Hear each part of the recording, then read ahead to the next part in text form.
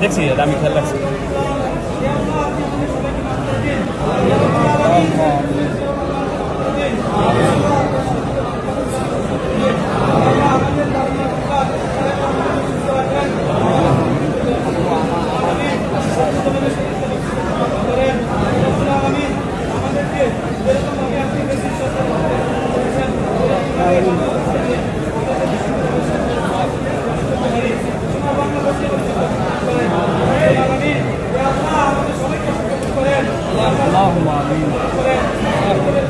ভাই কি হয়েছে? ঘোষণা চিন্তা লিখে দেখা আছে।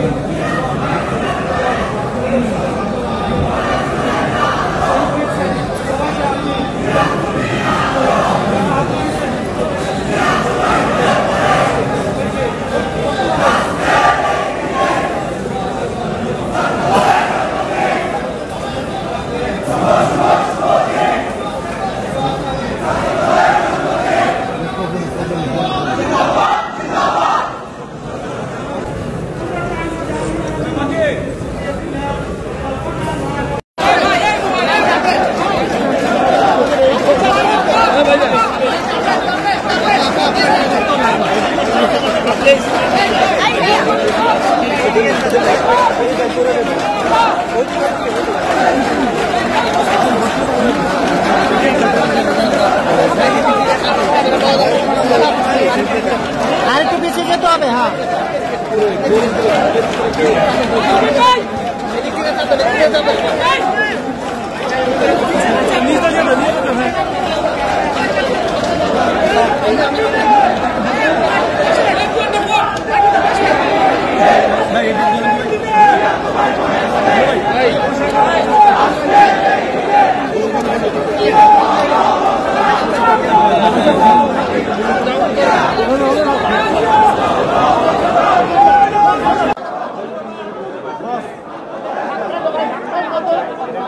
আপনারা জানেন শহীদ প্রেসিডেন্ট জিয়া রহমান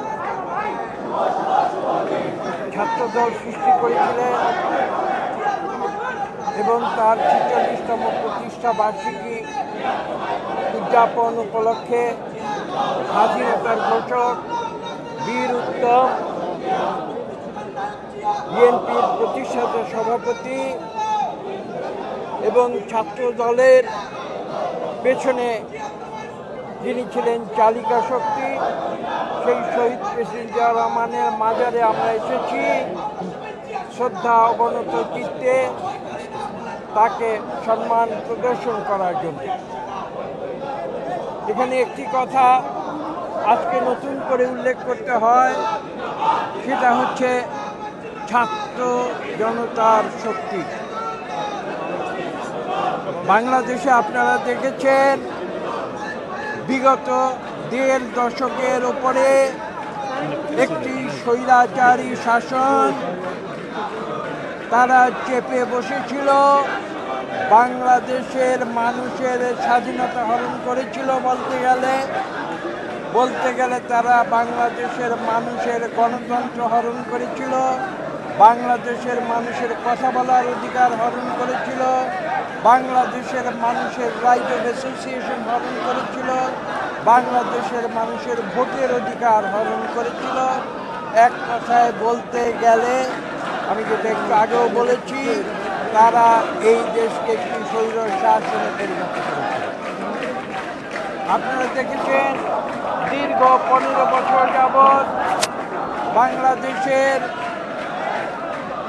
সর্ববৃহত্তম রাজনৈতিক দল, সর্ববৃহত্তম এই কারণে বলছি যে বাংলাদেশের তৃণমূলের সমর্থন, বাংলাদেশে বিএনপি একটি রাজনৈতিক দল হিসাবে যতটুকু পেয়েছে আমরা গর্ব ভরে বলতে পারি আর কোনো রাজনৈতিক দল সেভাবে সমর্থন পায়নি।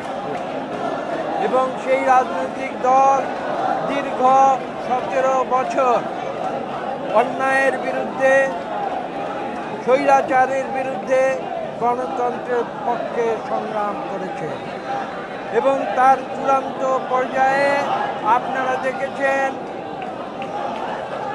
বিগত 2023 সালের 28শে অক্টোবর পল্টন অফিসের সামনে কিভাবে একটি রেইন অফ টেরর সৃষ্টি করেছিল হাসিনার স্বৈরাচারী সরকার।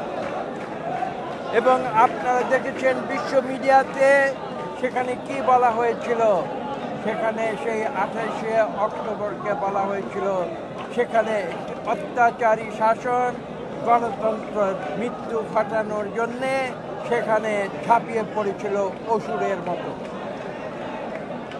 পরবর্তীতে আপনারা দেখেছেন 2023 সালের 28শে অক্টোবরের পর বিএনপি তথা গণতন্ত্রকামী যত দলগুলো বাংলাদেশে আছে আমরা এক হয়ে আন্দোলন করেছি, কিন্তু আমাদের আন্দোলনের পুরোভাগে ছিল কিন্তু ছাত্রদল। এবং সেই ছাত্রদল তথা বাংলাদেশের সমগ্র ছাত্র সমাজ, গণতন্ত্রকামী ছাত্র সমাজ, তারা পরবর্তীতে তারা যখন কোটা আন্দোলন শুরু করে, সেই আন্দোলন আপনারা দেখেছেন হাজার হাজার ছাত্র জনতার রক্তের বিনিময়ে এই দেশের, অনেকে বলেন যে দ্বিতীয় স্বাধীনতা, আমরা বলি মানুষের মুক্তির যে আন্দোলন, সেই আন্দোলনে রূপান্তরিত হয়েছিল, যার ফলশ্রুতিতে জুলাই আগস্টের সেই আন্দোলনে 5ই আগস্ট স্বৈরাচারী শেখ হাসিনা কাপুরুষের মতো দেশ ছেড়ে পালাতে বাধ্য। আজকে সেই কথাটি নতুন করে বলতে হবে, একটু ইতিহাসে ফিরে যেতে হবে আমাকে। বাংলাদেশের যে গণতন্ত্রকামী মানুষের এই যে ইতিহাস, সেই ইতিহাস কিন্তু আজকের নতুন কোনো ইতিহাস নয়।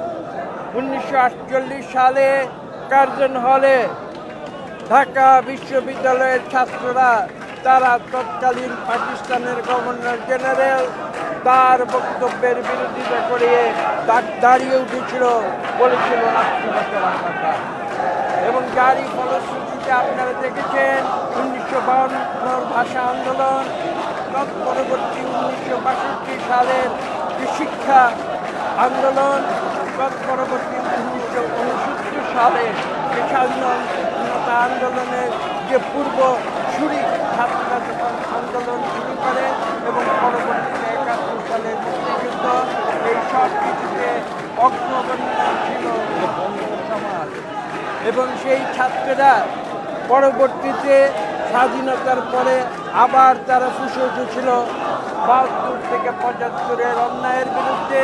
এবং শহীদ প্রেসিডেন্ট জিয়াউর রহমান 1975 সালের পরে নভেম্বরে সিপাহী জনতার বিপ্লবের পরে যখন নতুন করে একটি গণতন্ত্রকামী বাংলাদেশ জাতীয়বাদী দল, বাংলাদেশি যে জাতীয়তাবাদ, সেই ভিত্তিতে তিনি গড়ে তোলেন, তখন সৃষ্টি হয়েছিল জাতীয়তাবাদী ছাত্রদল। আজকে সেই ছাত্রদলের 46 বর্ষ আমরা উদযাপন করতে এখানে এসেছি। আপনারা জানতে চেয়েছেন কেন এসেছি, তারপরে বলছি। এখানে আরেকটু বলা প্রয়োজন, আপনারা জুলাই আগস্টের যে আন্দোলন দেখেছেন, ছাত্র জনতার আন্দোলন, সেটা কিন্তু ছিল এই স্বৈরাচারী গণতান্ত্রিক সরকার হাসিনার, তার বিরুদ্ধে মানুষের অধিকার প্রতিষ্ঠার আন্দোলন। শুধু গণতান্ত্রিক অধিকার নয়, অর্থনৈতিক প্রতিষ্ঠার আন্দোলন। এবং সেই আন্দোলনে দেশের সাধারণ ছাত্রদের সঙ্গে আমরা বিএনপি শুধু নয়, বাংলাদেশের সকল গণতন্ত্রকামী রাজনৈতিক দল তথা ছাত্র দল, বাংলাদেশ জাতীয়তাবাদী ছাত্র দল, তারা গুরুত্বপূর্ণ ভূমিকা তারা পালন করেছিল। তারা কিন্তু তখন রাজনৈতিক পরিচয়ে সেখানে যায়নি, তারা গিয়েছিল ছাত্র পরিচয়। এবং ছাত্র পরিচয়ে আমি একটি ছোট্ট উদাহরণ দেব। আমার জেলা নরসিংদীতে 19শে জুলাই যেদিন জেল ভেঙে যাদের বিরুদ্ধে মিথ্যা মামলা তৎকালীন আওয়ামী সরকার দিয়েছিল, তারা জেল ভেঙে যেদিন বেরিয়ে এসেছিল, সেদিন একদিনে 24 জন তরুণ যুবকের রক্ত সেখানে পতিত হয়েছিল। সেই রক্তের বিনিময়ে সেই 24 জন ছাত্রের প্রত্যেকে ছিল প্রত্যেকে ছিল বাংলাদেশ জাতীয়তাবাদী পরিবারের সদস্য। কিন্তু তারা কিন্তু সেদিন বিএনপির পরিচয় দেয় নেই, তারা সেদিন ছাত্রের পরিচয়ে তারা জীবন দিয়েছিল, রক্ত বিসর্জন দিয়েছিল। কি কারণে?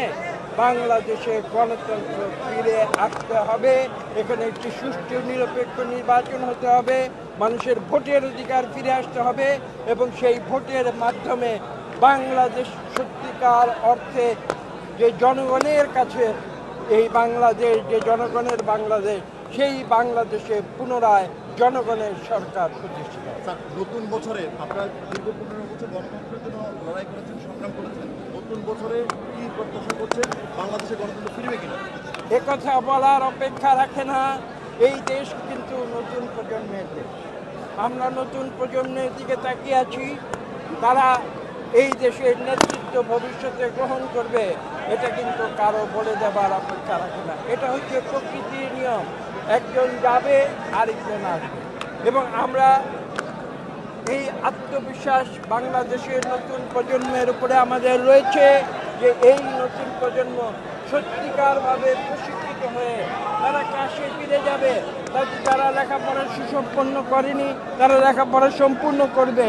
দেশ পরিচালনার যে গুরুদায়িত্ব, সেই গুরুদায়িত্বের জন্য তারা প্রস্তুতি নেবে এবং প্রস্তুতি নিয়ে এসে তারা জনগণের ভোট নিয়ে তারা এই দেশ পরিচালনা করবে সঠিক পথে, ন্যায়ের পথে, সত্যের পথে। এটাই আমাদের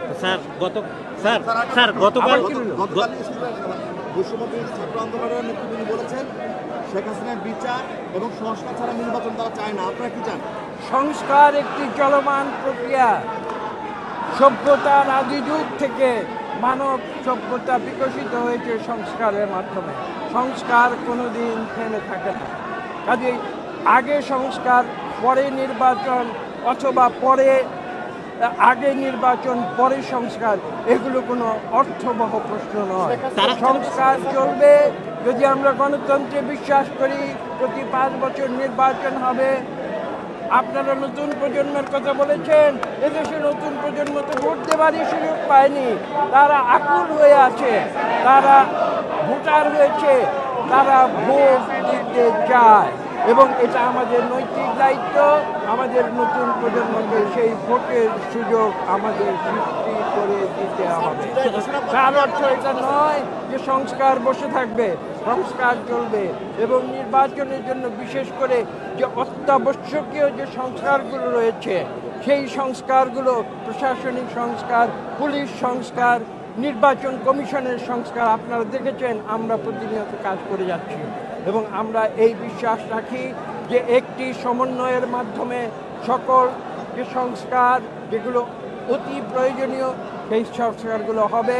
পাশাপাশি নির্বাচনের প্রস্তুতি চলবে এবং যথাশীঘ্র জনগণের দেশ জনগণের হাতে তুলে দেওয়া